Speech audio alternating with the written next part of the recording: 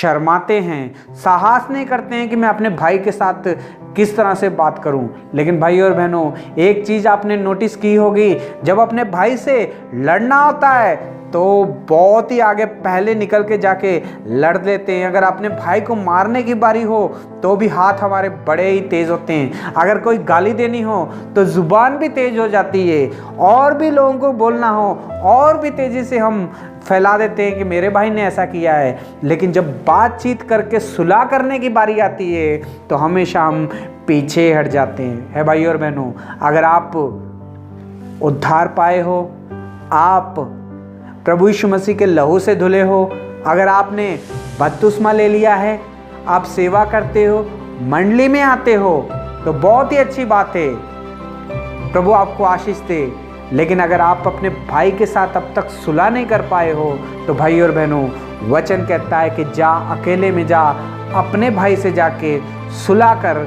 जब अपने भाई से जब अकेले में जाके बात करेगा, सुलह करेगा, तो उसे भी अच्छा लगेगा कि मेरा भाई मेरे पास आया है। हे भाई और बहनों, जब भाई भाई आपस में मिलजुल के बातचीत करेंगे तो सारा मसला जो है परमेश्वर जो है ठीक कर देगा और भाइयों के बीच में प्यार से फिर से उत्पन्न कर देगा। हे भाई और बहनों, भाइयों से अगर बातचीत करनी है, किसी और की सलाह नहीं लेनी है। जब हम और की सलाह लेते हैं तो वो कुछ और भी आइडिया दे देते हैं। लेकिन वचन हमें साफ साफ कहता है, अगर तेरे भाई ने तेरे विरोध में कोई अपराध किया है तो जा, अकेले में जाके बातचीत कर। यहाँ ये नहीं लिखा है कि 10 लोगों को लेके जा, किसी दूसरे की सलाह लेके जा।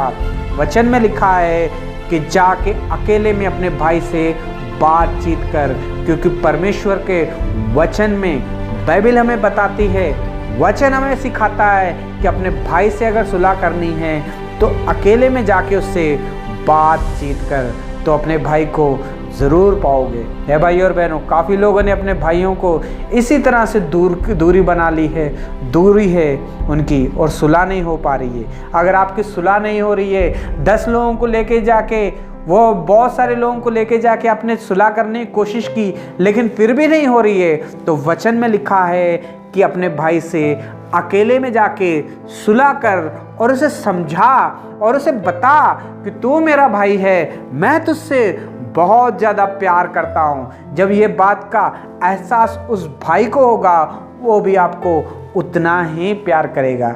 हे भाई और बहनों, आज परमेश्वर इस वचन के द्वारा हमसे बात कर रहा है। काफ़ी लोगों को झगड़ा करना बड़ा ही आसान लगता है, लेकिन फिर से जोड़ना उसे बड़ा ही मुश्किल होता है।